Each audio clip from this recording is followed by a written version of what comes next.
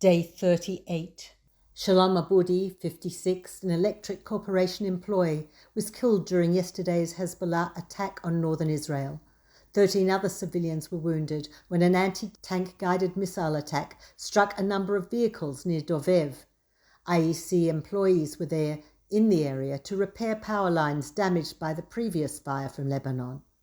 Others injured were members of a kibbutz who, although they had been evacuated, returned to attend to the hen houses. War activity in the north escalated further today. The ground offensive in Gaza continues. This afternoon, Hamas fired at the IDF from inside Al-Quds Hospital in Gaza City, using patients as shields. The 27 European Union nations today jointly condemned Hamas for the use of hospitals and civilians as human shields. They reiterated their call on Hamas for the immediate and unconditional release of all hostages, saying it is crucial that the International Committee of the Red Cross is granted access to the hostages.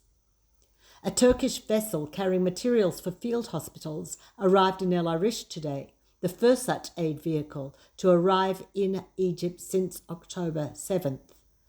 A Turkish official said it had received Cairo's approval to build field hospitals in El Arish, about 40 kilometers from Gaza's Rafah crossing.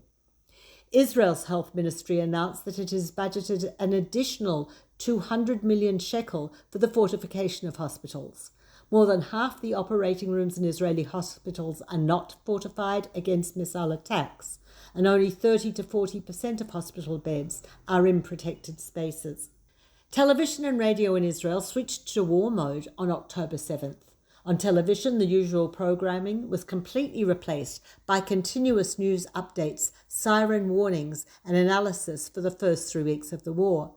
Gradually, some other programming has been reintroduced, although warnings of incoming rocket sirens still appear on the screen whenever they are sounded anywhere in the country. One of the programs that has returned, albeit in a slightly revised format, is the satirical comedy Zeu Zeh, which first made its appearance during the Gulf War of 1991.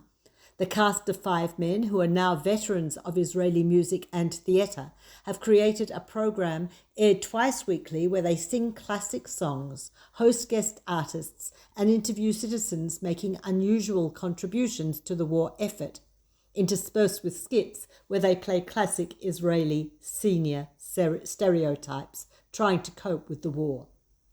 The public service announcements on television and radio are directed towards helping the public deal with the war, including guidance on what and how to tell children about war, instructions on who is eligible and how to get financial assistance, and pleas for teachers, retired or on leave, to take positions in the temporary schools established for evacuees in the Dead Sea area or in Eilat.